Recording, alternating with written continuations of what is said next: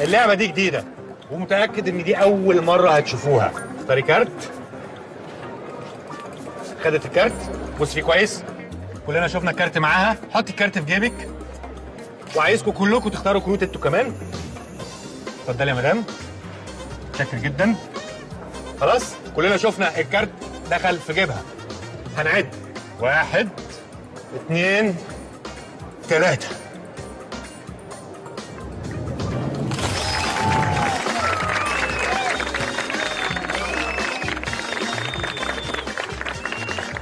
أنا متشكر جدا ليكم يا جماعة، عن إذنكم.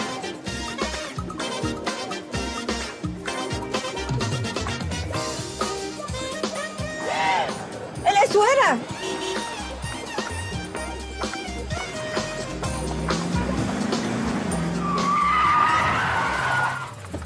انت اعمى ولا شامم كل على الصبح؟ اعمى وشامم كل على الصبح. يعني لو كنت موتك كنت لبستني مصيبه؟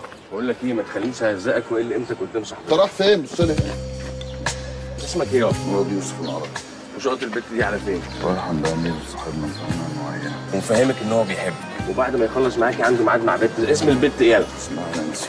بنت اسمها نانسي. واخدك عند امير صاحبكم، المفروض ان هو عيان عشان يتعمل عليكي حفله هناك. دول حظك الحلو بقى ان هو كان هيلوشني بالعربيه. هو عملت كده ليه؟ انا نيمته مغناطيسيا. لو عايزه تصحي قولي التعويذه دي 0 1 2 3 1 2 3 4 6 رشاد الشناوي. دي نمرتي سهله الحفظ. انا هصحيه دلوقتي وهو هيفتكر ان انا كنت بساعده يغير عجله العربيه. شكرا يا كابتن. ولا يهمك يا كابتن، انا رايي تغيرها بقى لان هي شكلها مفسيه كده. عندك حق. يلا نروح نشوف امير. امير مين يا كداب يا ابني؟ كدابه مش عايز اشوف وشك تاني. ايه يا بنت؟ ايه في ايه بتستهبل؟ مش عايز اشوف وشك تاني. هو ايه اللي فيه ايه؟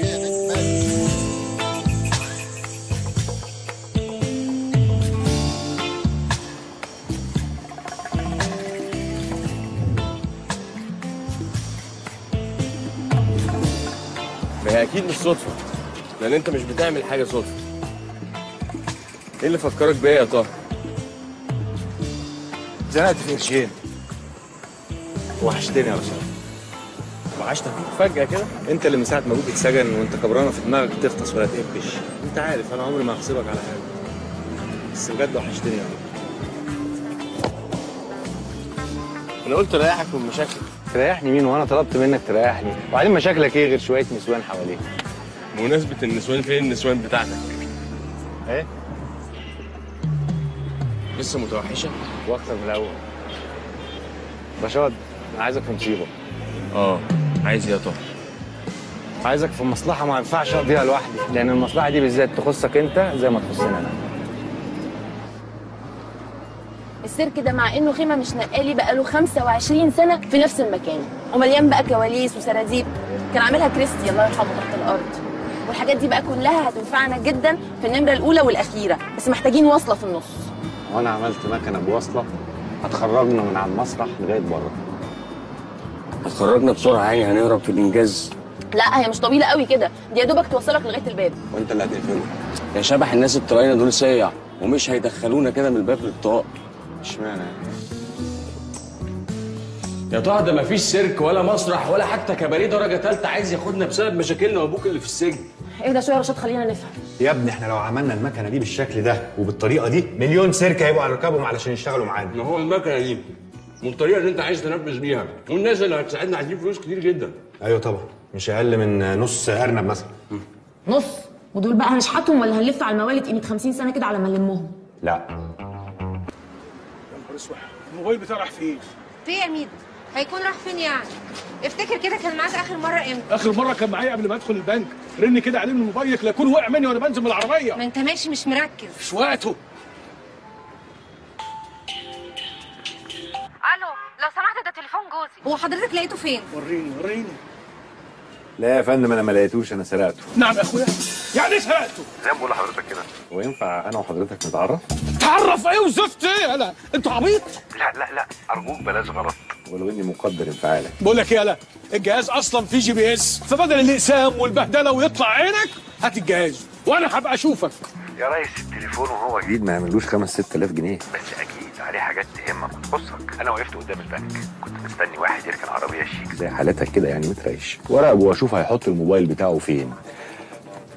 حضرتك الصراحه سهلت عليا امور كتيره جدا. انك حطيت الموبايل في الجيب اللي ورا وده بيعمل حاجه اسمها اعتياد لا ارادي، يعني جسم حضرتك بيتعود على الاشاره اللي واصله من المخ وبعد شويه ما بيحسش بالموبايل ولا كأنه موجود. يعني ايه الكلام ده؟ انا مش فاهم حاجه. اللي بقولك عليه ده نص تكنيك. النص التاني هو ان يعمل لك عامل مؤثر خارجي يجذب انتباهك، ودي كانت الموزه الحلوه الشيك اللي قعدت قدامك وخبطت ايديك وانت ماشي في الشارع لما خرجت من البنك. يا ولاد الكلب. ارجوك مفيش داعي للهجه الهجوميه دي. احنا كمصريين محتاجين نسمع لبعض شويه ونسيطر على اعصابنا. وانا هقول لك انا سرقت التليفون ليه؟ الاجابه بكل بساطه يا فندم ان انا عندي مصاريف في جمعيات، قسط نادي، اشتراك الجيم، البنزين، الصيانه. اكيد في يوم من الايام زي كل الناس نفسي اتجوز، وده معناه ان انا لازم احوش فلوس كتير علشان بعد الجواز بيبقى فيه ايه؟ شهر العسل. انت فاكر ال 5-6000 جنيه هيغطوا لك ده كله؟ ولا انا ما كنتش عايز اديك مصروف شهر؟ انا كل اللي طالبه من حضرتك هو مرتب الشهر ده بس 30,000 جنيه. ولا التليفون معاك اشبع بيه، وانا بعد ساعه واحده هجيب تليفون غيره. طب بالنسبه للصور اللي على التليفون بتاعت المدام في المصيف، حضرتك ما تنساش انك انت فاتح عندي الفيسبوك والانستجرام وتويتر وكله مفتوح عندي هنا. الشات بقى اللي عامله مع سهى علي وشريهان السيد موزز جامده قوي بصراحه. ما اظنش المدام تعرف اي حد فيهم. مش كده ولا ايه؟ الو. ايوه مساء الخير، معاكي محروس كمال.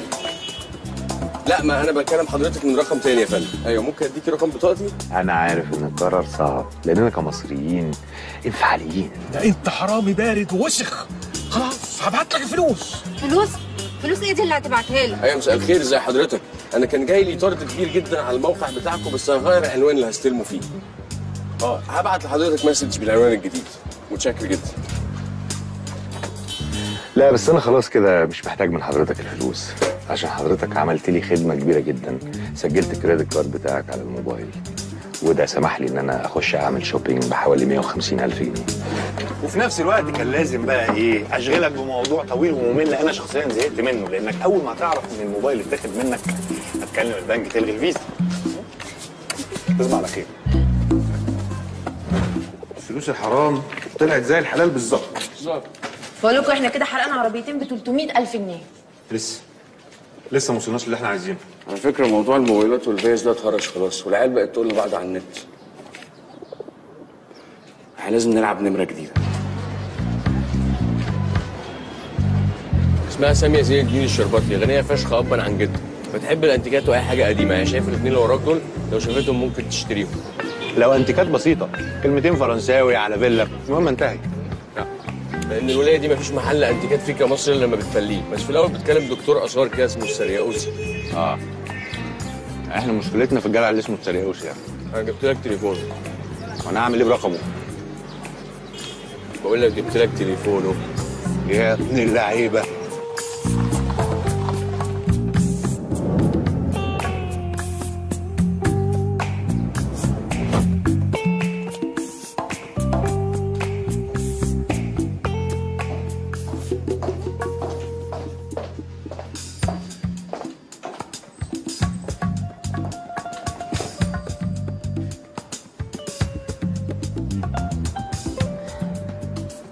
اميزنج، ريلي اميزنج، فعلا تحفة.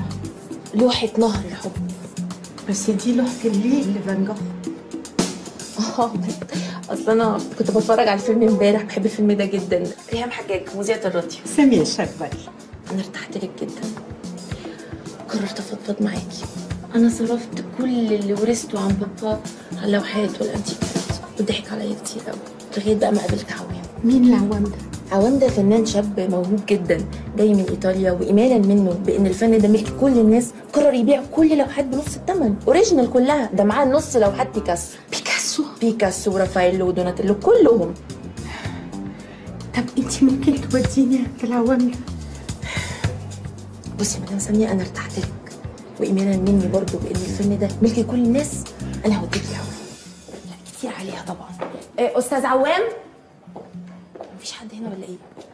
استاذ عوام، ازيك؟ عامل ايه؟ فاكرني؟ انا اسفه جدا ان انا جيت لك من غير ميعاد. الفنانين مالهمش مواعيد. ميرسي جدا. مدام ساميه. عشان ايه يا مدام؟ مدام ساميه كانت عايزه ريشه رافايلو. اوه بس دي مش للبيع. جو ميكسكوز مسيو عوام، كل حاجة في الدنيا للبيع. أنا مستعدة حالا أكتب لك شيك ب2 مليون جنيه لو عايز تصرفه دلوقتي ممكن. ايه ده 2 مليون؟ لا طبعا. أمال عايز كام؟ انا عايز 300,000 جنيه. وطبعا ال1,700,000 اللي حضرتك عرضتيهم ممكن تتبرعي بيهم لجمعيه خيريه بترعى الحيوانات الاليفه، ده شيء يسعدني جدا. اميزنج، ريلي اميزنج. بس طبعا لازم أكلم حد يجي يشوف الحاجة. بيان سور، اكيد ده حق حضرتك. جو ميكسكوز.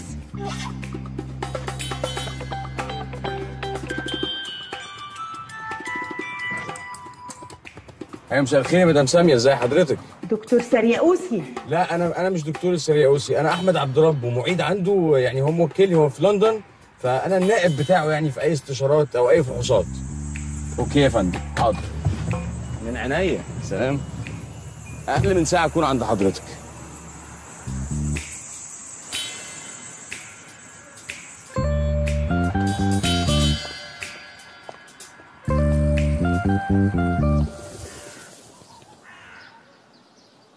دلوقتي احنا فلوسنا كلها كملت واللعبه الكبيره هتبدا، وزي ما ابونا علمنا الحاوي محتاج 3 حركات علشان الناس تسقف له وما تكشفوش. الحركه الاولى تشتيت الانتباه.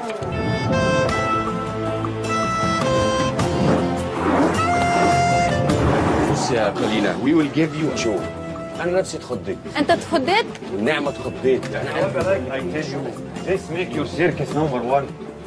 تخيل مان هير هوب في ثانيه behind each ريمو. شغل عالي برتغالي. حسين امين. امين. خفه الايد.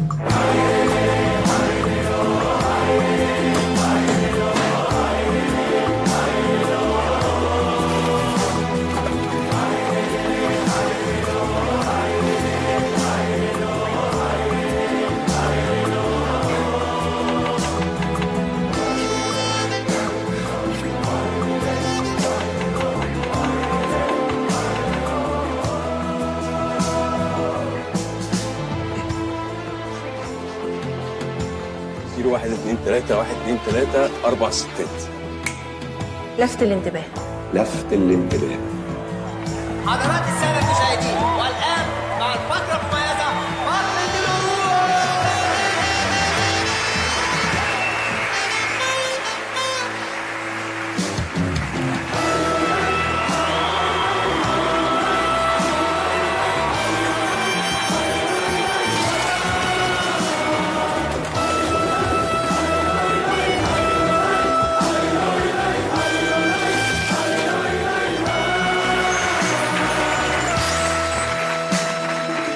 انا عارف ان الحماس ماليكوا تشوفوا ايه اللي هيحصل، بس اللي هيحصل دلوقتي دي مش خدعه، دي حقيقه.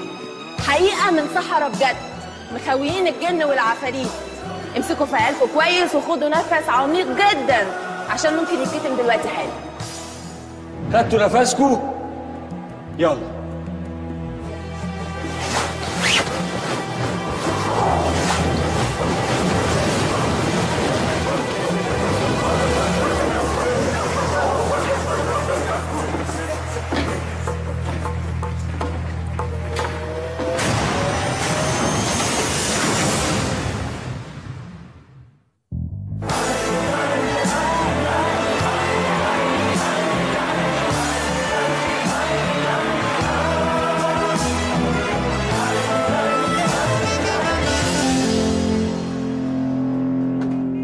طبعا احنا بقالنا شهر بنعرض، انا زهقت فشخ.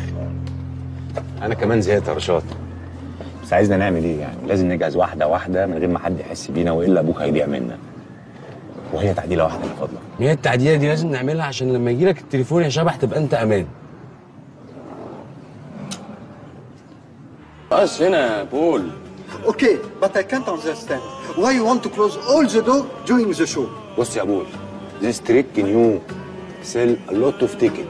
دبل بيبول هنا على طول. we will sell the ticket for 200 pound. 200 لو مش عايز we will go to your cousin in اسكندريه. لا انا مش عايز فيليب، انا عايز الشغلانه دي. واحنا بنتكلم انجليزي ليه اساسا؟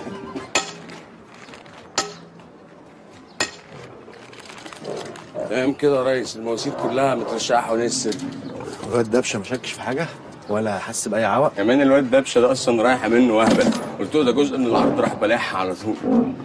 احنا كده جاهزين يا ريس، على المفتاح. فول يجي لنا التليفون ننفذ على طول. ماشي تمام يا معلم. اركن بلن. عمال السيرك 6، ما بيبقاش في حد في الكواليس خالص غير النمره اللي بعدنا، كلهم على بعض 3 4 وحبايبنا. راجل حطه على السبيكر. الو. النهارده يا طه. النهارده ايه؟ احنا ما اتفقناش على كده. ما اتكلمتش من بدري ليه؟ انت قلت لي انكم جاهزين على تليفون مني. ايوه بس يعني انا عايز افهم. النهارده الثلاث حفله الظهر، مش هيبقى فيه اكتر من 50 واحد. يوم الجمعه المسرح هيبقى مليان ومش هتعرفوا تتصرفوا. والاهم من ده ان احتمال يبقى في شخصيه مهمه تحضر العرض النهارده. شخصيه مهمه ايه؟ والنهارده ازاي واحنا مش جاهزين كده انت مش خايف؟ اخاف اتحبس يعني؟ لا فيها موت يا شبح.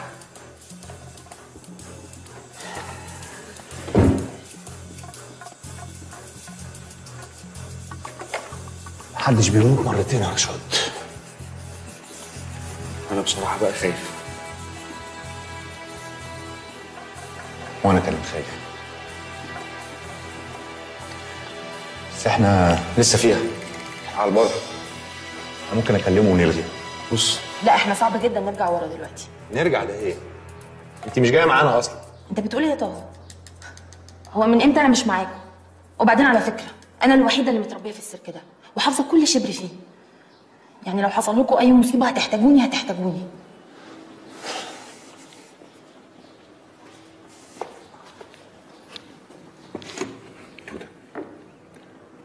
انا عمري ما حبيت حد قدك، ولا عمري في يوم تمنيت اكون مع اي حد غيرك. عشان كده مش ممكن اخدك المصيبه بايديا، حتى لو اضطريت امنعك بنفسي.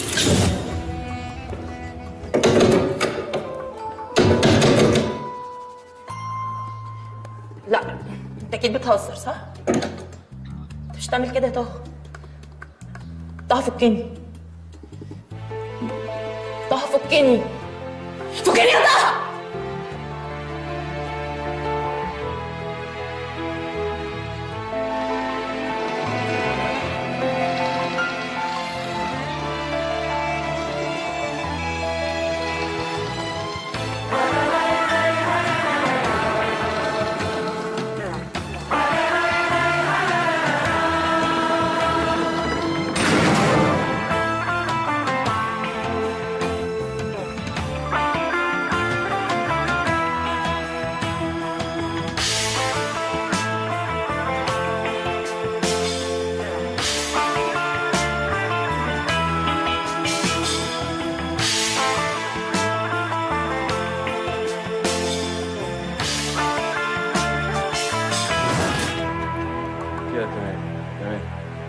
بقول لك يا رشاد،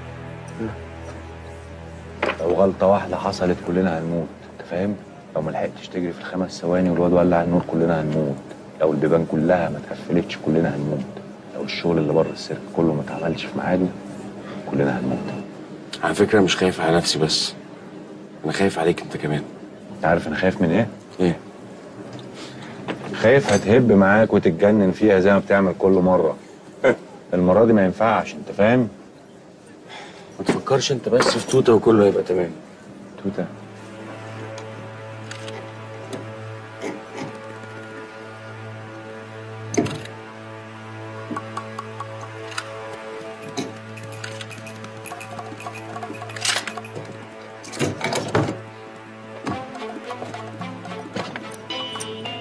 الخوف برضه مطلوب، لان هو ممكن ينقذ حياتك وانت حياتك تهمني. طه رشاد يلا بسرعه.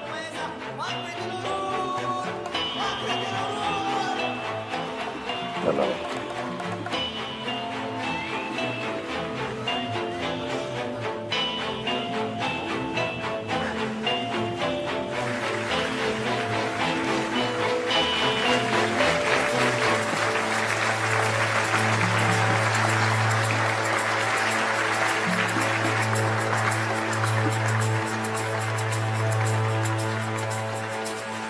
عرض الليله هو عرض جديد، واكيد محدش فيكم شافه قبل كده، صح يا رشاد؟ صح يا طه، عرض عمركم ما هتنسوه، واحتمال احنا كمان ما ننساهوش.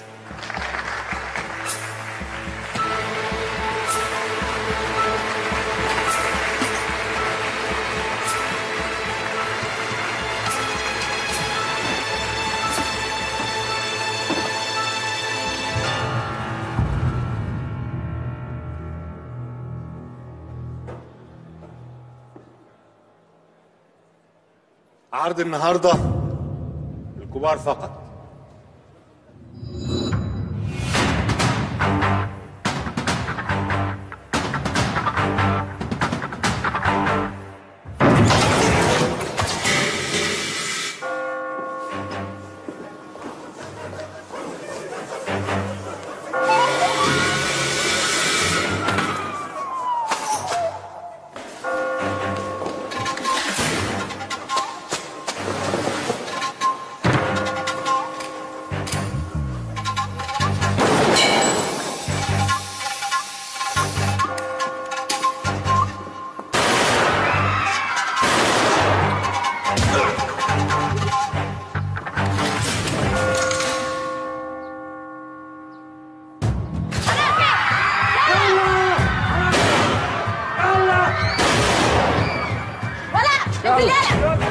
كله يجي الناحيه دي. يلا يا ولاد وهي اتحرك يا حاج.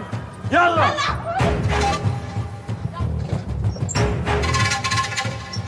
اقعد.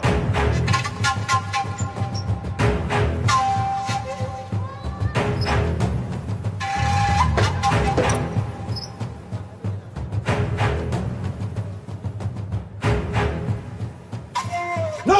What are you doing? No! بقول لكم ايه؟ احنا جايين نقضي شوية وقت معاكم من غير ازعاج. اللي هيفتح بقه او يعمل اي حركة كده ولا كده هفضي الخزنة دي فيه، فاهمين؟ كله يطلع موبايلاته. طلع موبايلك يا طلع. يلا يا والله العظيم يا باشا انا معايا موبايل. يلا لف.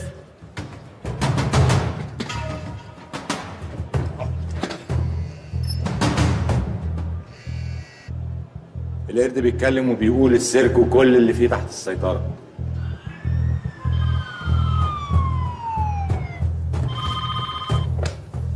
ايوه صباح الفل يا باشا، انا بس كنت عايز ابلغ عن حادثه حصلت دلوقتي في السيرك الاوروبي اللي في المعادي. في عصابه كده خطفت السيرك واخده الناس رهاين، وانا واحد منهم يا باشا. ولا مش ناقصه مبرشمين على الصبح يالا. مش مصدق؟ طب اسمع كده يا ريس.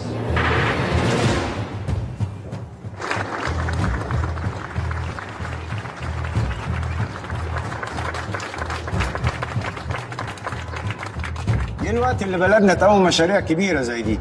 المشروع ده هيوفر تقريبا 4000 فرصه عمل، غير ان احنا هنصدر الانسجه بدل ما نستوردها. طب بالنسبه لتمويل المشروع يا فندم في حاله تصاعد الاعمال الارهابيه اللي بتمر بيها البلاد؟ مفيش انفلات امني، الامن رجع الشوارع ويسال في ذلك السيد وزير الداخليه.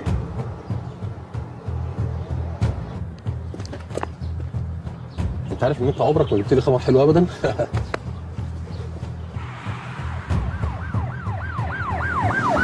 مدير قطاع الامن المركزي ومدير امن القاهره والامن القومي اروح الاقيهم في اجانب في المكان يا ابني. اصل هي كانت ناقصاكم انتوا كمان.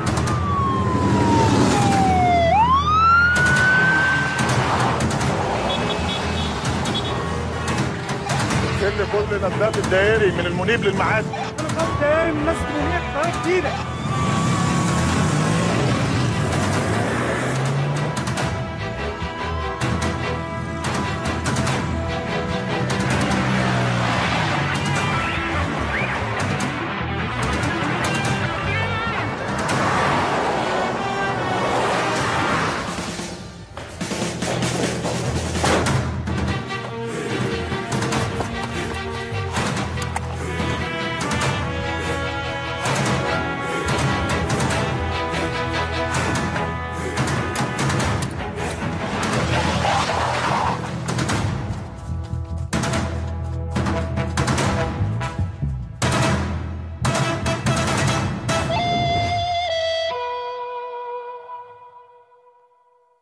يا فندم انا خلاص هو داخله على موقع الاحداث قدام السيرك.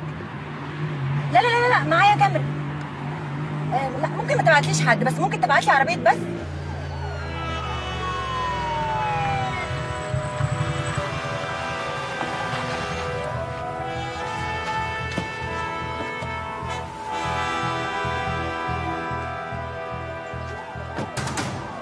الناس دي بتعرف قبلنا ازاي؟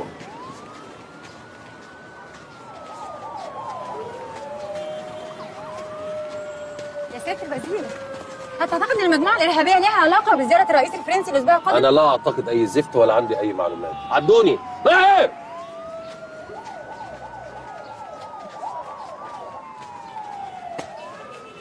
ايه؟ السيرك كله محاصر بقوات الامن المركزي وقوات مكافحه الشغب يا فندم. ده غير دول والدين، ما تنساوش كده مش ناقصنا حاجه. رهينه قد ايه؟ تقريبا 50 يا فندم. تقريبا. اجانب قد ايه؟ 8 يا فندم، من ضمنهم زوجة السفير الانجليزي وولاده. يا لطيم. يا ماهر. يعني هي سابت الدنيا كلها وحلت تخش السيرك عندنا؟ ده من جمال امه؟ ولا هو الساحر اللي اسمه مدحت ما عندهمش زيه؟ الهجوم المسلح مش هينفع يا باشمهندس، هتبقى كارثه. التشكيل اللي جوه ده ايه؟ مفيش اي تفاصيل عنه يا فندم، قطعوا شبكات الانترنت ووصلات التليفون وكاميرات المراقبه. لا معلش، انا سالت 3 اسئله حضراتكم لغايه دلوقتي كانت اجابات تقريبا وما نعرفش ولسه مفيش اي تفاصيل. امال انتوا سابين يبقى لكم نص ساعه بتعملوا ايه؟ تلعبوا جيمز؟ في ايه؟ شوف لنا يا ابني اي وسيله اتصال بيهم، اكيد هم سايبين لنا حاجه نكلمهم من خلالها.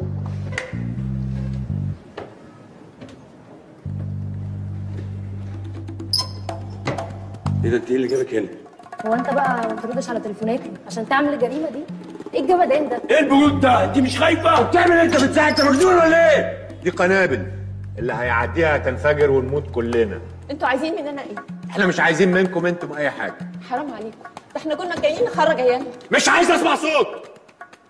طول ما انتوا سامعين الكلام محدش هيتأذي. ايوه يا ابني، اللي بيكلمك دلوقتي وزير الداخليه. الو؟ الخط واصل ولا ايه؟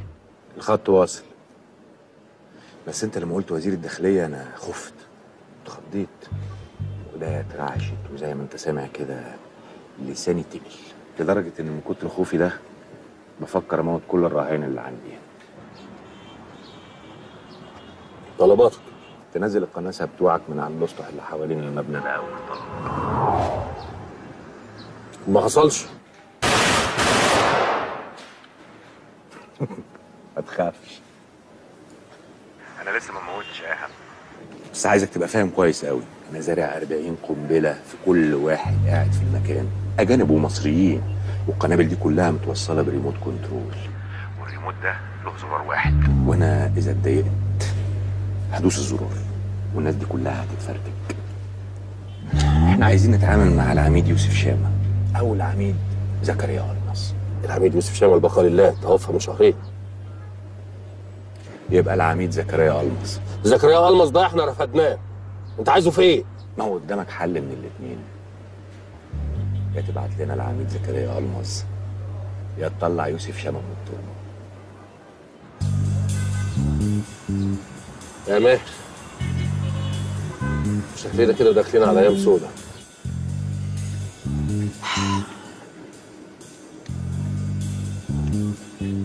محدش هيموت صح؟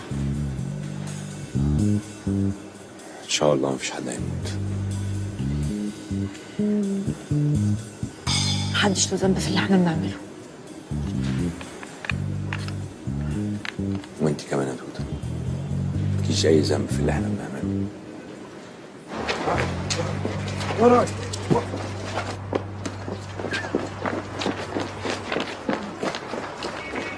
بص بقى يا استاذ، من هنا تقدري تشوف السيرك كله. متشكرين يا ريس. سكرين ايه؟ شاي. طيب هنرديك واحنا نازلين. عايزين ايه؟ عايز 3000 جنيه لكل كاميرا من دول. احنا مش كل يوم بيجي لنا حدث تاريخي زي ايه ده. الجشع ده؟ جشع ايه اللي مش عاجبه ينزل؟ استنى استنى استنى. ده تلاقوا كل واحد فيكم واخد له 100,000 جنيه. اتفضل. ما بتجوش غير على الغلابه. يلا اعمل لنا شاي بقى. لو على الشاي على حسابي. السلام عليكم. احنا هنفضل هنا كتير؟ ايه وراكي حاجه ولا ايه؟ اخرسي خالص يا تيسير، الراجل ده مش هيستحملك زي يعني. يا رب ما كانتش امها تيجي النهارده، كانت تصرف رصاصه هي وامها وارتاح منهم الاثنين في يوم واحد. بان على حقيقتك يا ناقص. لا بقى، ابوكي طلب النجف وقلت ماشي، والغساله قلت ماشي، والثلاجه والبوتاجاز وقلت ماشي. امال لو كنت بخطب الانسه هيفاء وهبي كنت هتكلف ايه؟ صلي على النبي يا عبد العزيز، وانت كنت هتخطب الاستاذ هيفاء وهبي ازاي يعني؟ مش فاهم. اول خروجه معاك يا شيخ تتمسك رهاينه كانها بتنام. انت بومه هحاول اخد اخر كمان. انا بومه يا راجل يا فقري يا عديم عيب يا تيسير، عيب يا عبده، عيب عليكم كده. احترموا بعض شويه، او احترموا اللحظه اللي احنا فيها. ده احنا كلنا ممكن نموت. انا من الصبح انا عارفه اني مش هروح النهارده. انا ايه اللي جابني هنا بس؟ امبارح اتصاحبت على البت صاحبه محل الجواهرجي اللي جنب السركان، خدت لها شبه تتصور مع تافهه قوي. ضربت على الهارد بتاع كاميرا المراقبه وحطيت واحد تاني مكانه، مع اني كان نفسي اتشهر وصوري تنزل في التلفزيون، بس يلا. ده يا فندم تفريغ الكاميرات المحلات اللي جنب السيركه. وايه يا ست رادة؟ اتفرج عليها في الشارع ولا ايه؟ احنا اسفين لما عليك. لا يلا، وفي عدل من اول اليوم شغل. ما كنتش اعرف انكم فيها، لو والله فتشني فتش. اسماعيل السيد تريقوا علينا يا ست رادة. اقفل الزفت ده. فتشني فتش. سياده الوزير، مكتب رئاسه الوزراء على التليفون. الو؟ يا فندم، ملتزمين بضبط النفس للحفاظ على ارواح الرهائن يا فندم. لا الحقيقه يا فندم مش عارفين عددهم ولا الهويه لسه. حاضر يا فندم، تحت امرهم عليك. لا فور يا فندم. ماهر. لا يا فندم. عندي اجتماع في رئاسه الوزراء بعد ربع ساعه، جهز العربيات، اتحرك. سياده الوزير، احنا في مشكله كبيره جدا. تمام عليك. واضح يا فندم اننا قدام تشكيل كبير، مش مجرد عيال بلطجيه. يا فندم الولاد دول اتقطعوا الاتصالات والانترنت، حتى اختيارهم لليوم اللي هجموا فيه وحجزوا الرهائن اختاروا يوم يكون الدنيا فاضيه فيه، يوم تلات مش خميس ولا جمعه الدنيا تبقى زحمه. حتى كاميرات المراقبه اللي في المحلات المجاوره للسيرك رجالتنا لما جابوها اكتشفوا انه عليها افلام اسماعيل ياسين. وانت عايزني اقول لهم اسماعيل ياسين؟ اعتقد محمود ياسين افضل. العيال اللي جوه دي طلبت تتعامل مع العميد زكريا المز. العميد زكريا المز اترفد من الداخليه ولا يمكن يرجع لها تاني. العيال طالبينه بالاسم، والعميد زكريا ما اترفدش، ده استقال، وكلنا عارفين الكلام ده. ايوه بس هو استقال بعد ما خرج من الداخليه بفضيحه، ثم اكيد الولاد طالبينه لانه ضابط شمال هينفذ لهم اللي هم عايزينه. سياده الوزير، القرار الاول والاخير ليك، ولازم نجنب المشاكل الشخصيه وبالذات في المصايب المهببه دي. يا فندم مشاكل شخصيه ايه؟ ضابط خرج من الداخليه لسوء سلوكه. ثم انا اللي برجع اقول ايه اللي تظبطه القيادات اللي عندي. يا فندم انا عندي كفاءات عاليه جدا تقدر تتعامل مع الموقف، بس انا محتاج شويه وقت مش اكتر. ده قرار اعاده العميد زكريا المز للخدمه، امضيته ترجع لسياده الوزير. قرارك سياده الوزير.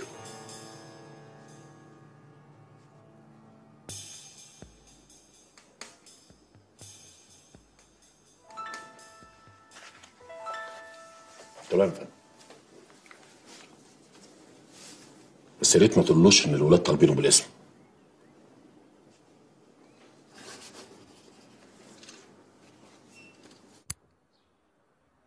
هذا وقد كلف السيد الرئيس وزير الداخلية ومعاونيه باتخاذ الإجراءات اللازمة وتفويضه بكل الصلاحيات من أجل تحرير الرهائن. داليا كردوس، قناة المنيرة.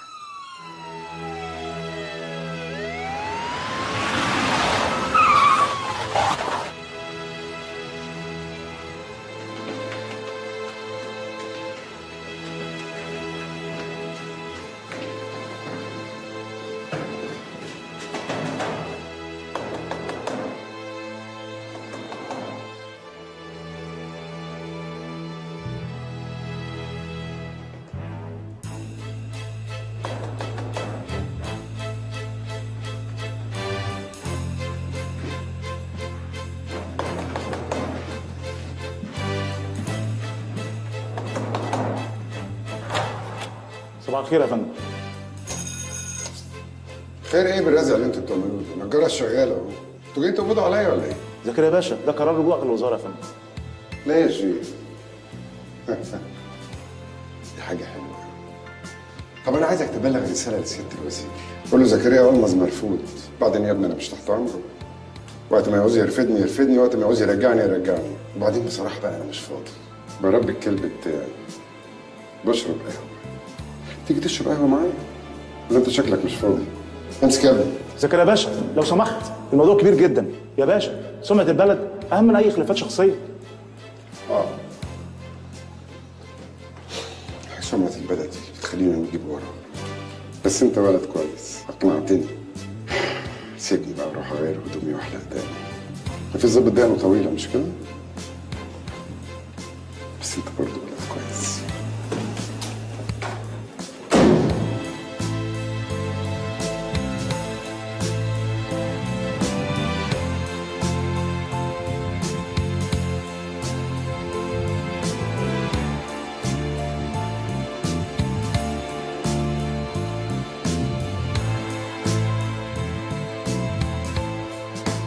قول للخواجه جورج ان زكريا بيرجع الخدمه.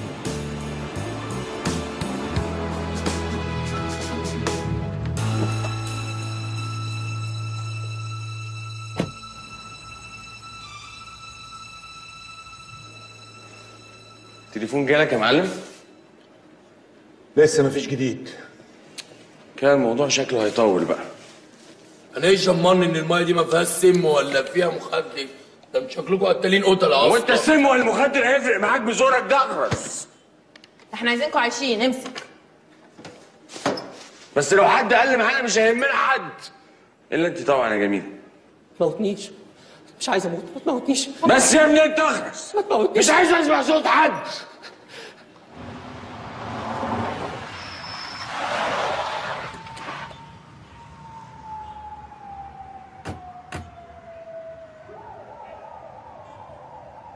ايوه.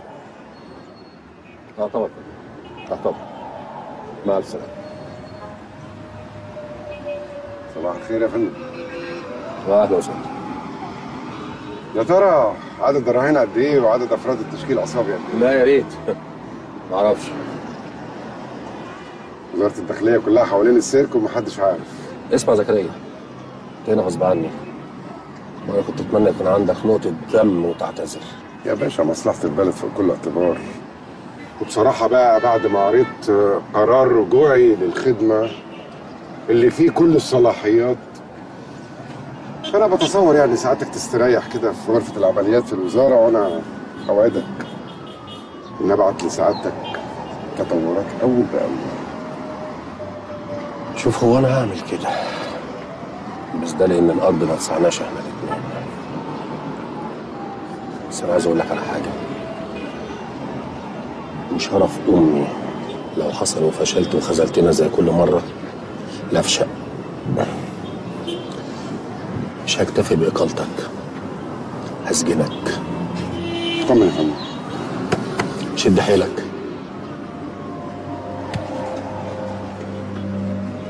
مقبولة يا فندم، مقبولة. ايه وسيلة الاتصال بالعيال دي؟ ايوه يا ابني. سيادة الوزير. لا يا سيدي انا مش الوزير. لحظة كده معايا.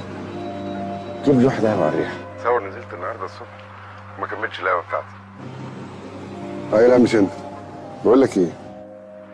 عشان ما نتعبش نفسنا كده، انا جهزت لك كل طلباتك يا عم. في شنطة فلوس في طريقها دلوقتي المطار، وفي عربية جيب سودا متفيمة والتكييف بتاعها شغال.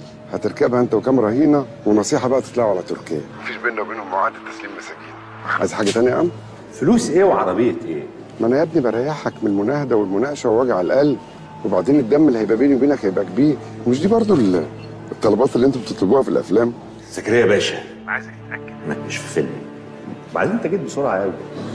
ياه، انت تعرفني بقى. بص وراك كده، شايف العمود؟ في عمود جنبه مرسوم عليه قرد بالطباشير. العمود ده هينفجر كمان 5 دقايق.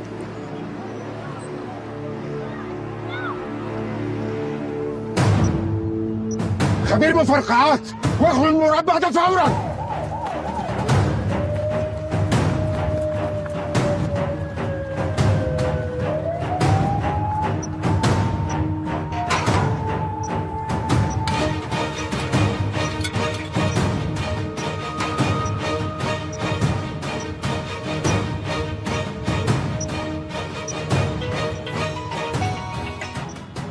باشا باشا، كلهم يفكوا السلك الازرق. وانا ايش ضمني؟ مفيش اي ضمانات، قدامك 30 ثانية.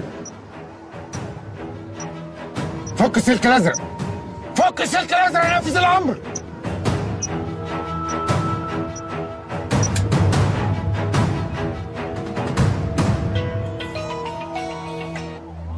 زكريا يا باشا.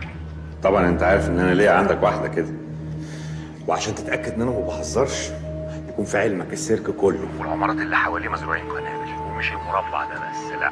ابعت رجالتك على مول 6 اكتوبر حمام الرجال، هتلاقي هناك مفاجاه جميله هتنفجر كمان 30 دقيقه، والمره دي بقى اقول لهم يفكوا السلك الاخضر. بعد كده عايزك تكلمني تشكرني، وساعتها اقول لك طلباتي ايه.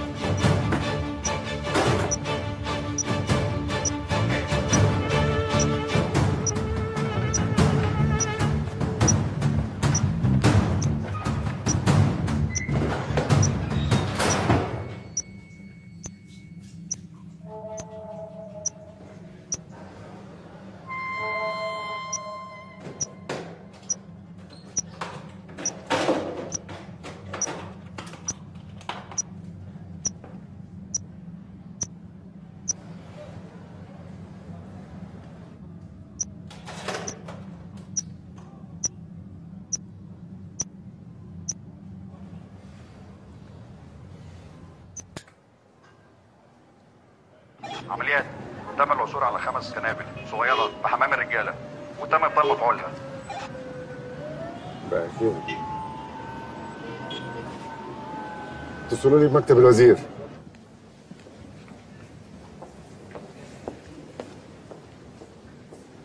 انا جبت تفريغات كاميرات المراقبه بتاعت المطعم اللي جنب السيرك ده، غير الهارد اللي اتسرق النهارده بتاع اسماعيل ياسين.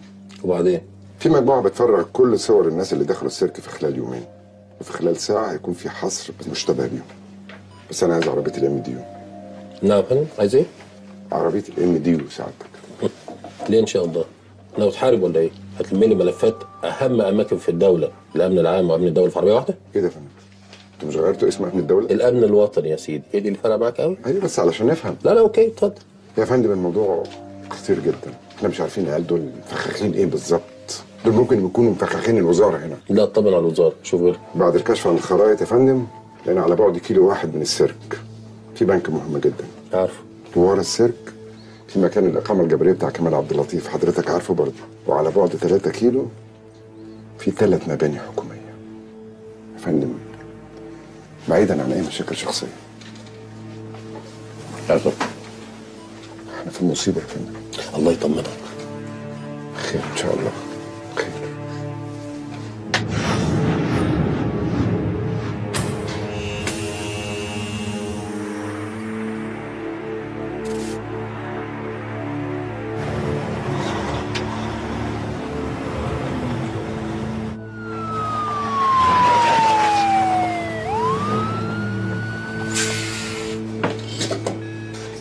مندوب الامن الوطني. مساء الخير يا فندم، مندوب المخابرات العامه. مساء الخير يا فندم، مندوب مكافحه الارهاب. مساء الخير يا فندم، العميد علي الزهيري المسؤول عن الام دي يو. سعادتك بس يا ريت تدينا 30 دقيقه نكون حددنا الشخصيات اللي تم تفريغها على الكاميرا. كان نفسي اركب العربيه دي من زمان. احنا دلوقتي المفروض نخش السيرك، نحجز الرهاين، يجي لك التليفون عشان تطلب الطلب الاول اللي احنا اصلا ما تبلغناش بيه، البلد كلها حوالينا، هنعمل ايه؟ هنستنى لحد امتى؟ بقول لكم ايه، احنا من الاول عارفين ان الموضوع مش سهل، وانا مش شايف اي حل تاني غير ان احنا نستنى.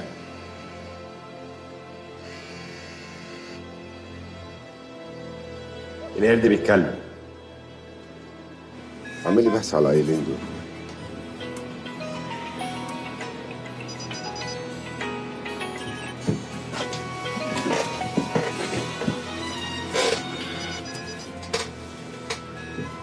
ايوه يا ابني. ايوه يابا، خد عندك الطلب الاول لافراج عن السيد موافي زكي وعن علي زينهم حسنين. طب قول الاسمين تاني كده علشان اسجلهم وراك. اللي حواليك اكيد سجلوا الاسماء، يبقى ارجع لهم.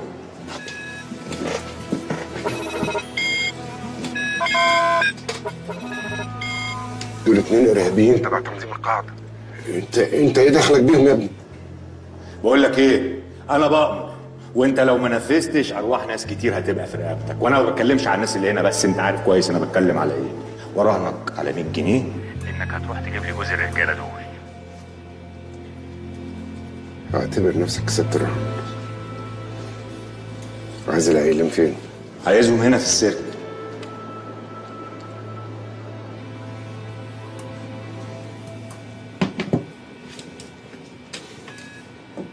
انا عارف العيلين دول. استعجل لي البحث عن العيال دي. وايه بقى دخل القاعده في اللي احنا فيه؟ مش عارف، جايز زكريا ده بيلعب بينا. بيلعب بينا ازاي؟ وهيعرف منين اصلا ان احنا ما نعرفهمش؟ مش عارف. بقول لك ايه يا طه، انا ابتديت اتوتر وممكن تهب مني واعمل حاجات كلها هنندم عليها. انت عايز نعمل ايه يعني يا رشاد؟ يعني ايه عايز منك ايه يا طه؟ يعني انت جايبني بعد 3 سنين شغال لوحدي تسحولني معاك هنا؟ رشاد اهدى. لا مش ههدى. اهدى ايه؟ ما بيحصل انتوا الاثنين. انت اتجننت يا رشاد؟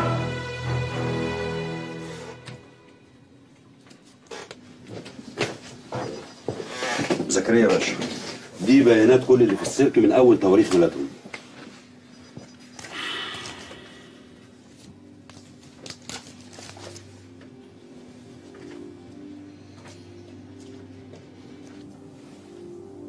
ايوه بس ايه علاقه العيال دي بتنظيم القاعده؟ ما اظنش يا فندم ان ليهم اي علاقه. حسيت في لحظه ان الولد اتفاجئ لما عرف انهم من التنظيم. عندي احساس ان في طرف تاني راس بتحركه. العيال دي يا فندم عروسه، في حد بيلعب بيهم. طب وهتعمل ايه؟ اوعى تقول لي خرجهم. مفيش حل تاني يا فندم. بعدين اطمن سعادتك، الحراسه حوالين السيرك اكبر من الحراسه حوالين السجن. ايوه بس خد بالك يا زكريا، العيال دي كلها عليها احكام بالاعدام. هيخرجوا على مسؤوليتي يا فندم. مسؤوليتك ازاي؟ هتتقدم مكانهم؟ ده الواجب. يا رب ان شاء الله، يا رب ان شاء الله. لا لا، ده انا بدعي لك ربنا يوفقك. يا رب يا رب ان شاء الله.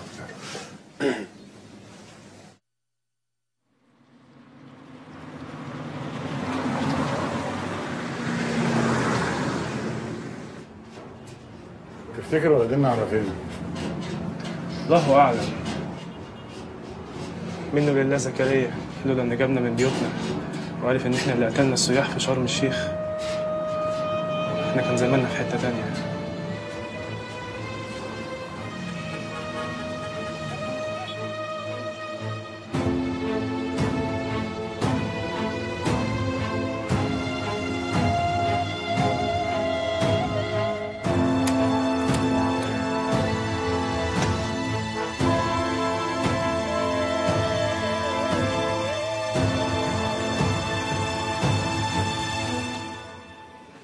فتش الواد الاقرع، بعت لك معاه حاجه.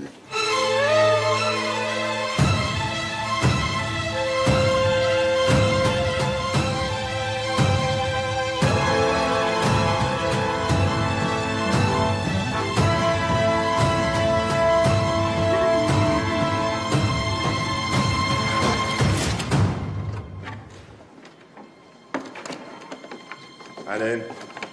هنا اقف. انزل على الارض. انتوا بقى محبوسين في ايه؟ ما تنطق يا ابني. هو انت ما تعرفش؟ احنا عارفين كل حاجه بس بنحب نسال. استنى واحد كافر. بعد اذنك يا طه. استنى حظك. ايوه القرد بيتكلم. ما تفتكرش اني هرد عليك غير لما تقول كلمه السر. الراجلين معانا هنا، احنا احنا كده خلاص عملنا كل اللي اتطلب منا.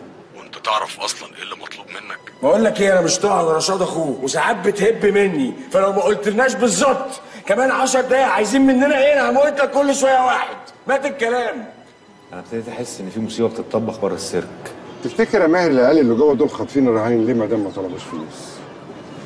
انا متاكد يا ماهر ان العيال دي عرايس في ايد حد تاني، بس الحد التاني ده بقى عايز ايه؟ ولا يمكن يكونوا العيال دول بيعملوا حاجه بره واللي جوه ده تمويل؟ ما تفكر معايا يا ماهر يا ولاد اللئيمه. الحكومة المصرية تستجيب لطلب المجموعة الإرهابية بالسيرك وتقوم بإخراج 2 من أخطر الإرهابيين انا مش فاهم البت دي عايزه ايه هذا بالظبط. ضعف من الحكومة. يعني احنا لو هاجمنا ونص الرهاين ماتوا نبقى غلطانين، ولو تعاملنا بهدوء وضبط نفس برضه نبقى غلطانين. العميد زكريا ألمظ. ما تشوفوا لنا حل في البت دي يا جماعه. بعد اذن معاليك مش هينفع الكلام ده خالص، هنقلب الصحافه علينا يا فندم. مفيش حد ابدا مقدر اللي احنا بنعمله.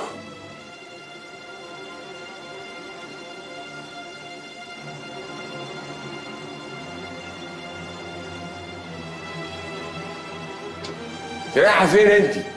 تعالي بكلمك. انت بتعملي ايه يا وليه يا مجنونه انت؟ اثبتي مكانك. بقول لك اثبتي مكانك. كده؟ جايه فيكي. رايحه فين يا حلو؟ انا ابني بياخد انسولين، ولو ما خدش الحقنه كمان ساعه ممكن يموت. ماناش ضمان ان انت ما بتعمليش فيلم عشان تخرجي انت والواد. ارجوك ابني لو ما خرجش ممكن يموت. طه انا مش هسيب الواد ده يموت. وانا لو سبتك انت والواد تخرجوا هتبقى غلطه كبيره، والغلطه في اللقطه اللي احنا فيها دي بموتك. ارجوك سيبه يخرج لوحده وانا هفضل معاكم. لا، يعني احتمال وارد ان كلنا نموت دلوقتي. ساعتها الواد هيتيتم، وانا مرضاش اكون سبب في حاجه زي دي، لاني مجرب الاحساس ده لما امي ماتت وابويا دخل السجن.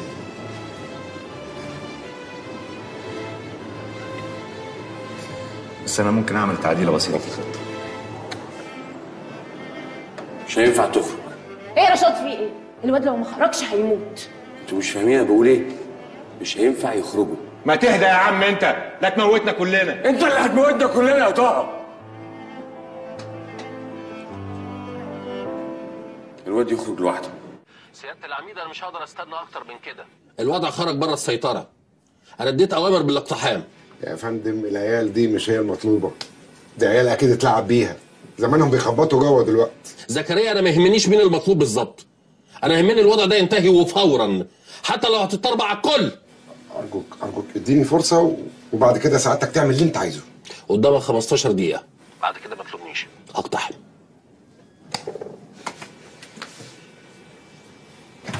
زكريا يا باشا، في ايه؟ في مصيبه تانية؟ باب السيرك بيتفتح.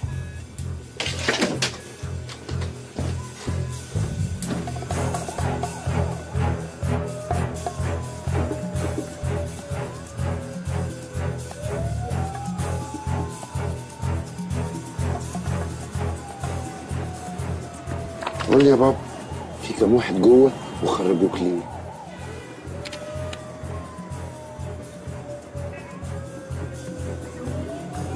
خد الدواء ده بسرعه للولد، بعده في عربيه اسعاف.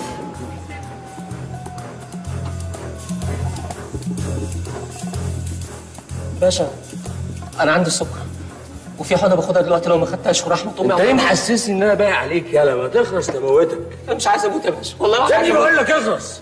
ايه الغبي ده؟ ولو اي حد فيكم فتح بقه هتقع فيكم الضرب. يا ابني شد البلاستر ده شكلهم قتالين قتله هيموتونا. كفايه كده يا طه، احنا بيتلعب بينا يا طه، وبدل ما ابوك يخرج من السجن احنا اللي هنحصله، ده لو ما صفوناش اصلا هنا يا ريس. ايوه انا الراجل اللي بتدور عليه. على فكره لما خرجت الولد الصغير اكتشفت انك بني ادم. افتح السبيكر. ما رايي انك تخرج حد من عندك اتفاهم معاه نخلص من الموضوع ده. لا، انا شايف ان انت اللي هتقرصنا هنا. ده مش هيحصل سعادتك. لا هيحصل، وكل 10 دقايق هموت لك واحد. تعالى اسمك ايه؟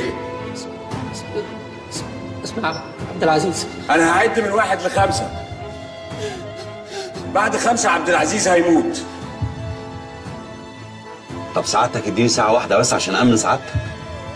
1. طب اديني اقل من ساعه وانا هدخل لك. 2. ما تعقل يا رشاد، انت بتعمل ايه؟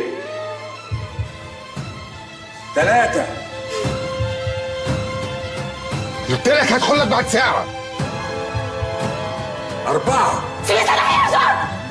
انت كنت عارف كويس ان انت اول واحد هتموت.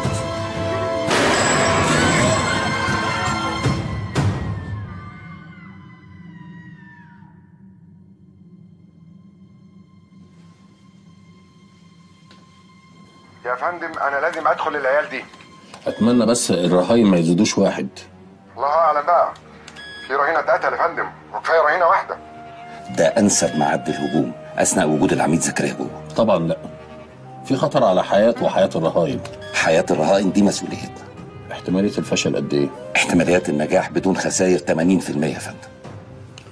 شوف انا عايز اقول لك على حاجه، زكريا لو حصل له حاجه انا مش هرحمك ولا سامع نفسي. ده صاحبي من 20 سنه. ان شاء الله يا فندم مفيش خسائر. على بركه الله. نفذ.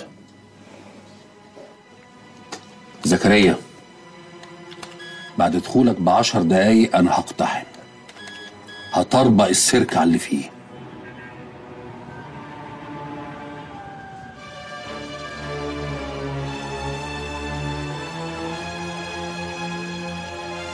ملوش لازمه.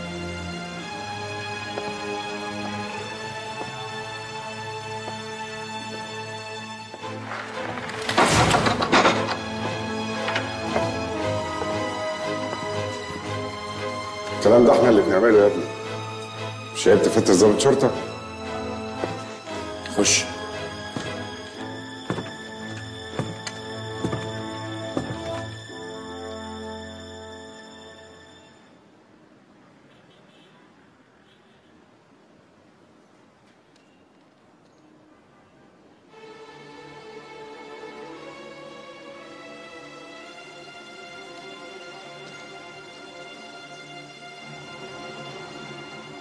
اللي انتوا عملتوه ده غلط. ما دام ما طلبتوش فلوس ومحدش اتأذى كان ممكن الموضوع يعدي.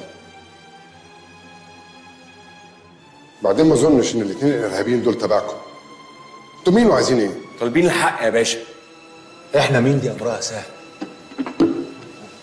ممكن نقول لك، بس الاهم من كده احنا طالبينك انت بالاسم ليه؟ انت عبيط يا ابني. انتوا اللي طالبيني، انا اللي المفروض اسال. انا عبيط وساعات ببقى غشيم، بس هريحك وهحكي لك على حدوته من الاول. الحكايه بدات من اكتر من 3 سنين.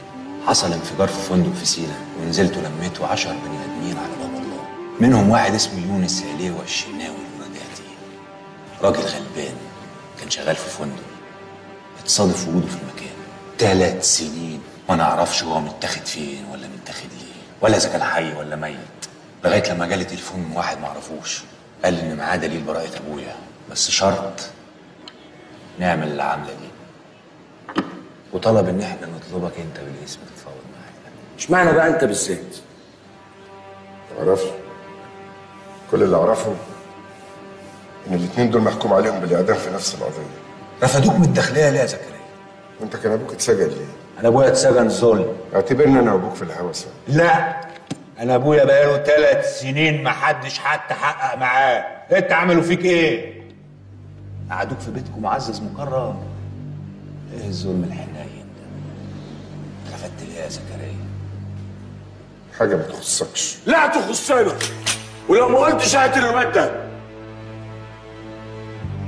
1 2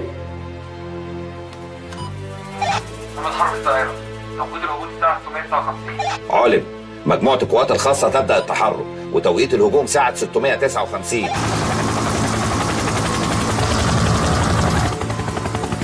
3 خلاص.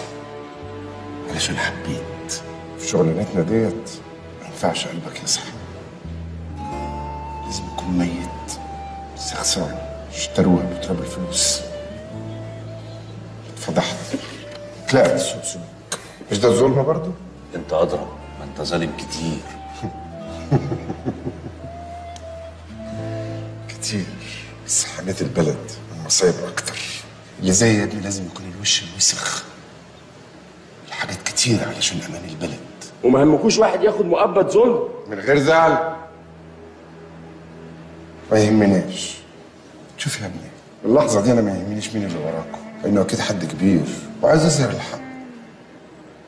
تعالى نسميه أنا وأنت عبد الحق ونركنه على جنب. الاتنين اللي أنا دخلتهم لكم دول ممكن تاخدوا منهم الاعتراف اللي أنتوا عايزينه قدام كل الإعلام.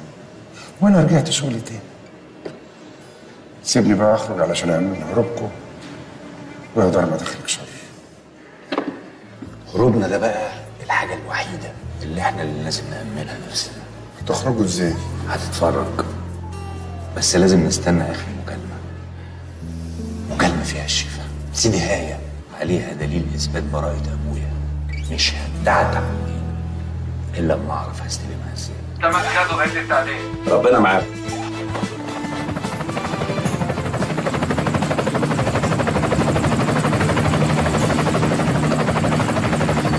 اقتحام كمان 5 دقايق، مفيش وقت. مش هتحرك الا لما المكالمة تيجي. اللي هيكلمكوا ده ما يعرفش ايه اللي بيحصل هنا. الاقتحام هيحصل وهنضيع كلنا. يا باشا ما نضيع، ولا انت خايف على نفسك بس؟ انا لا خايف على نفسي ولا عليكم، انا خايف على الناس اللي ملهاش ذنب دي. الناس اللي ملهاش ذنب اللي انت لسه قايل ان هم ما يهمكوش، انت خايف عليهم؟ انت عايز ايه؟ انا عايزك تهدى خالص، لاني مش هتحرك من هنا الا لما تجيلي المكالمة.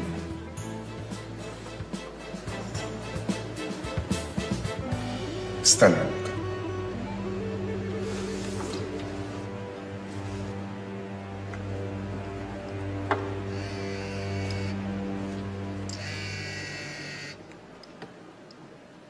ايوه. ايه يا طه؟ مش هتقولي القرد بيتكلم؟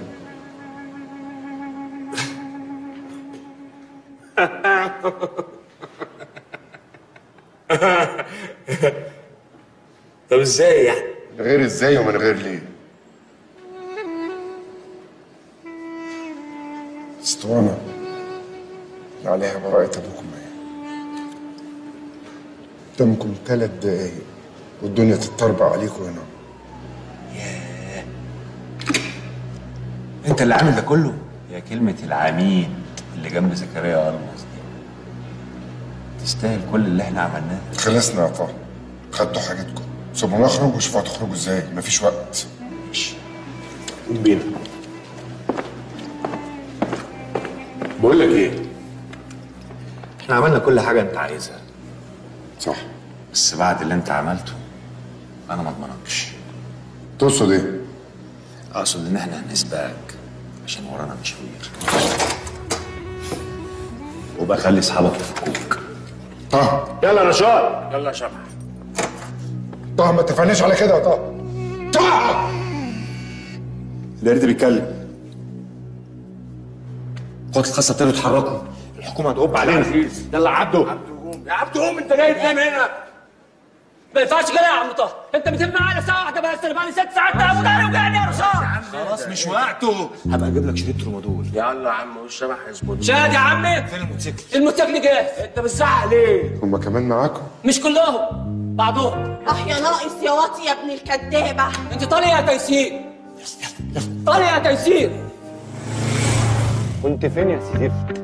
عقبال ما اشتريت المكنه، وبعدين الفلوس اللي انت اديتها لي ما كفتش، وعشان اكون سكه معاك دول الباقي. يعني انت المكنه دي هتنجزك يعني؟ دي اسرع من باقه النت. يا عبد العزيز دي فيها موت يا عبد العزيز. انا ما بموتش. موتش ازاي؟ ما بموتش ازاي؟ عادي يعني. ولا انت كل اللي عليك انك هتقعد في وسط الجمهور، هتقزقز لب وتاكل فشار وتنبسط قوي من العرض. واول ما هنعمل اللي احنا هنعمله عايزك تقلب فرخه، تقعد تعيط وتخوف الناس اللي حواليك، تحسسهم ان احنا وحوش وقتالين قتله.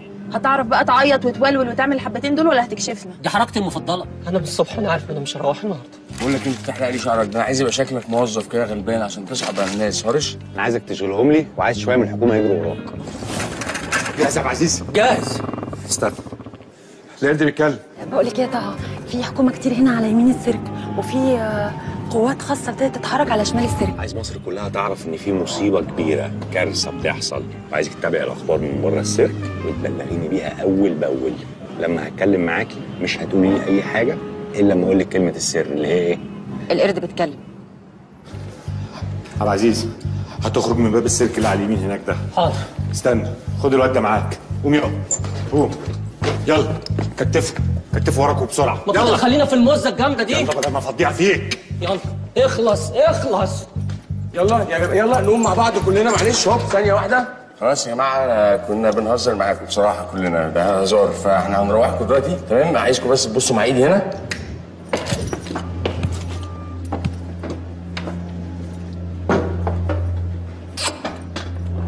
فريده جود جيرل، يور ذا جود جيرل. بص احنا هنتفق اتفاق مع بعض كده كلنا دلوقتي. انا ما بعرفش انام غير حريم، بس يعني هنحاول لان الناس دي جايه تشخرمنا.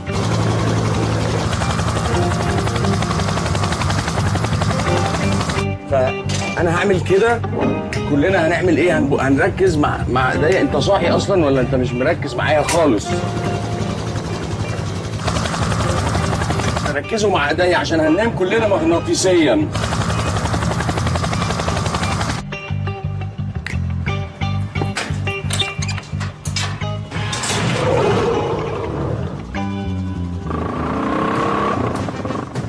محدش يضرب نار معاه رهينه.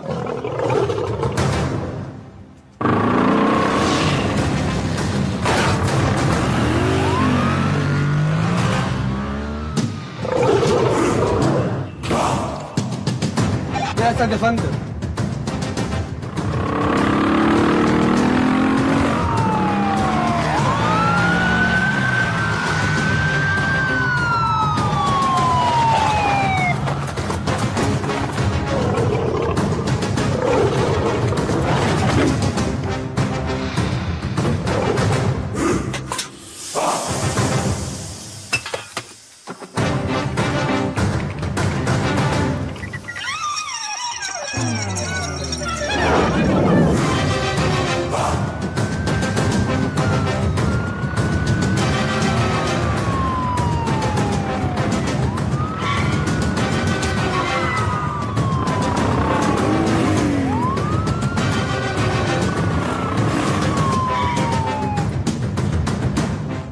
فكوني يا طه، انتوا مش خدتوا اللي انتوا عايزينه؟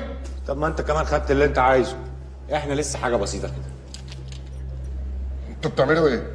تقلقش مش اسلوبنا. مالناش في الناشف يا عم. رهنك على 100 جنيه اني هوقفك قدامي تاني يا طه. تم التعامل مع الرسوم. ابدأ اقتحام السيرك بحذر، احتمال وجود مفرقعات.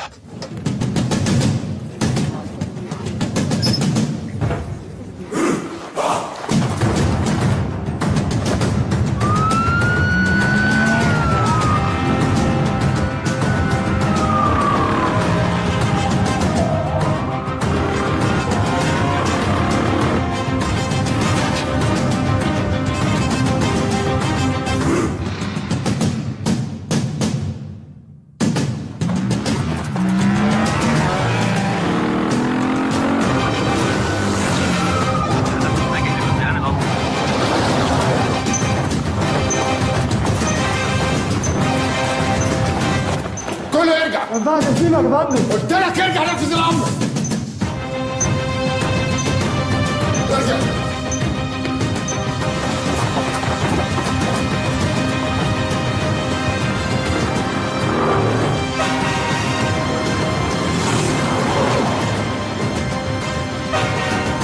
واحد يا فندم ما ينفعش.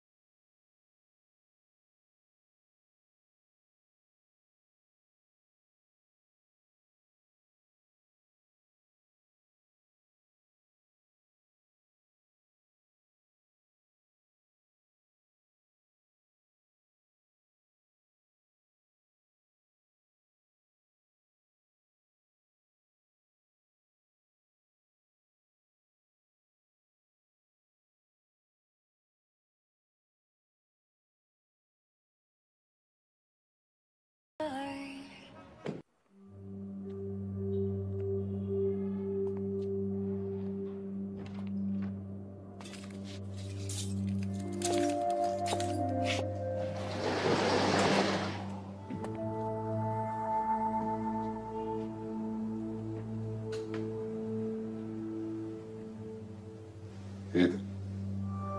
يظهر ان اليوم لسه ما خلص. ايه اللي بيحصل في بيتي يا خواجه؟ ده السؤال اللي انا مستنيك من الصبح عشان تجاوبني عليه.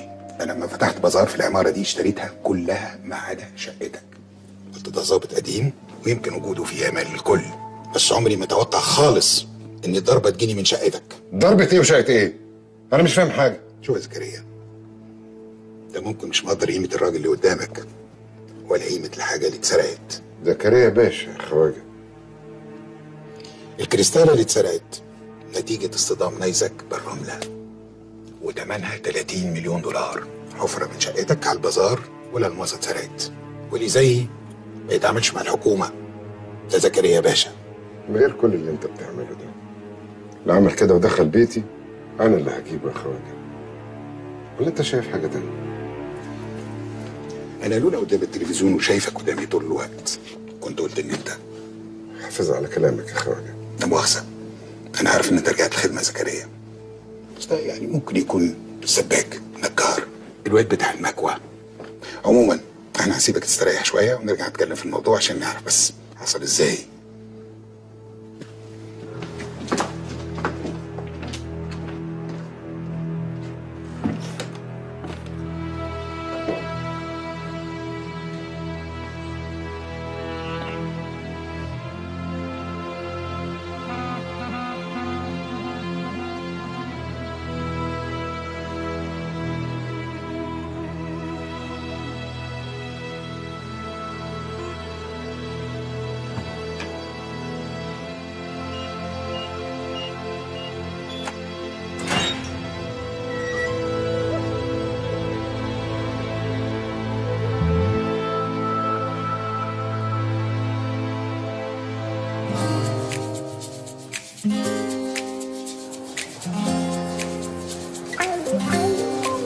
لا دي اخر مره هنتقابل فيها، كلامنا بعد كده هيبقى بالتليفون.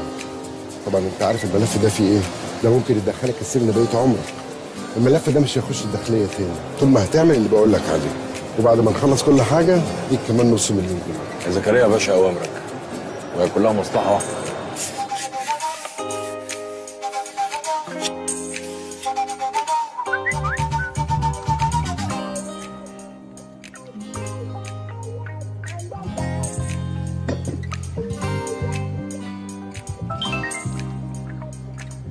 الو طه. ايوه مين؟ مش مهم مين، انا جايب لك خبر هيفرحك انت واخوك.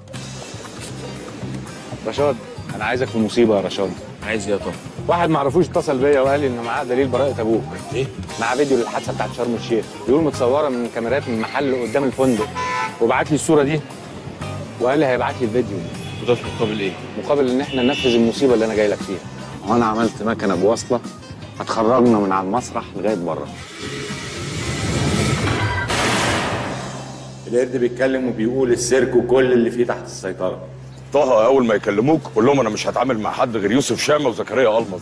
يا غبي يوسف شامه ميت، يعني انا رايح، مش عايز العيال دي تعرف انا مين. لو عرفت هنروح انا وانت في داهيه، بس داهيتك هتبقى اتقل حبتين. ها؟ البازار بيقفل الساعه 9 بالليل وبيفتح 10 الصبح، وقت ما هروح تكون انت بتنفذ.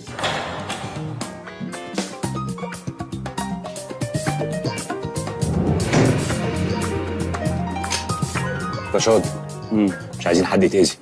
تأذوا مين يا شبح؟ ده اكسسوار سيما. بس لو حد قلب اصله عايزك تعمل لي فيها مجنون. اعمل فيها مجنون ازاي يعني؟ اقتل لك 3 4؟ ايوه اقتل لي 3 4. 3 4. ولازم تجيبي سيره واحد اسمه زكريا المظ، شكلهم كده عايزين يلبسوا الليله. العميد زكريا المظ. انا لولا قدام التلفزيون وشايفك قدامي طول الوقت كنت قلت ان انت. وايش دخل القاعده في اللي احنا فيه بقى؟ جايز زكريا ده بيلعب بينا.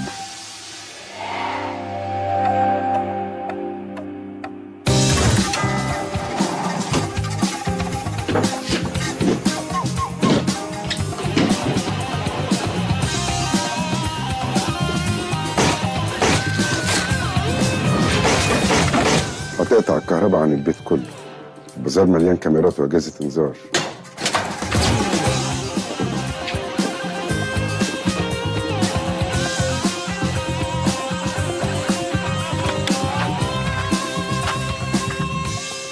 الخزنه مش هتفتح بالطريقه البلدي بتاعتك، دي هتتغطى نيتروجين وتتجمد.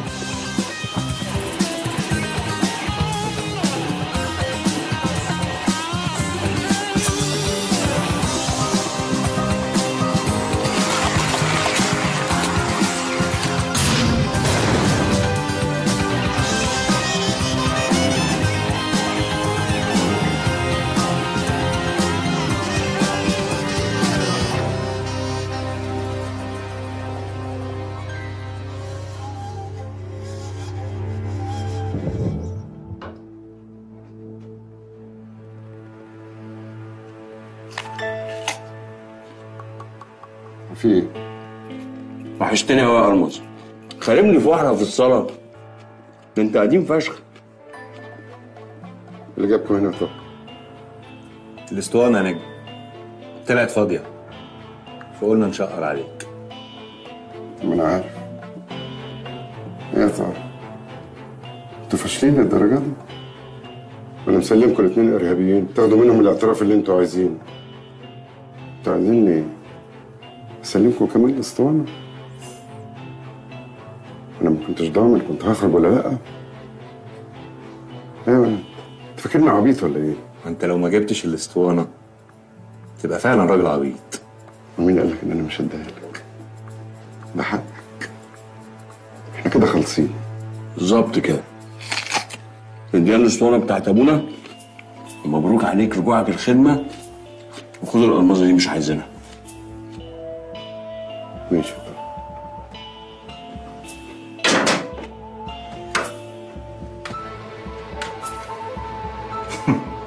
واحناش ضمننا ان دي مش زي اختها فاضيه هي كمان. لا نضمن ناخد كل الحاجات اللي عنده في الخزنه دي.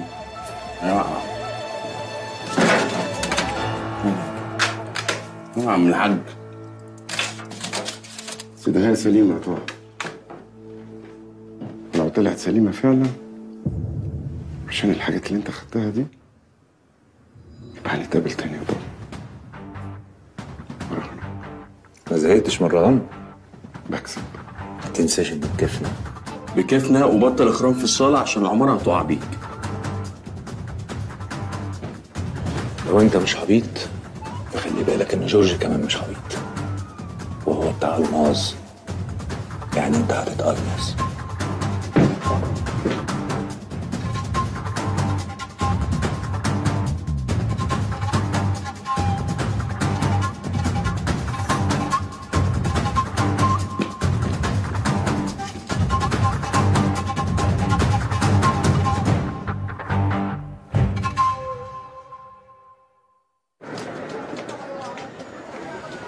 ابوك اتاخر يا شبح.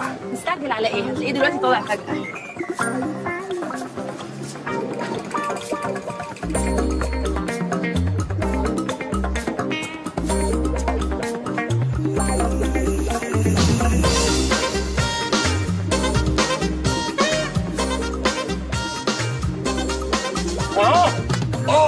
ايه يا اولاد الكلب؟ 3 سنين سابني في السجن. يا حاج ده حاج انت واخد تأبيدة، خرجناك بعد 3 سنين. وانا الحمد لله. الحمد لله. يا قراداتي. مين الموزه الحلوه دي؟ نسيت توته؟ دي مرات ابنك يابا. ده راجل فاقد الذاكرة خالص. توته الوصله يا توته. سيبك منها، بقول لك ايه، انا محفظ نسوان مصر كلها نمرتك، امسك التليفون اهو. جدع على. لا حلوه ما تنسيش النمر. ها كام؟ زيرو كام؟ 0 1 2 3 1 2 3 4 ستات. 4 ستات على الشرع برضه. ها طب هات التليفون.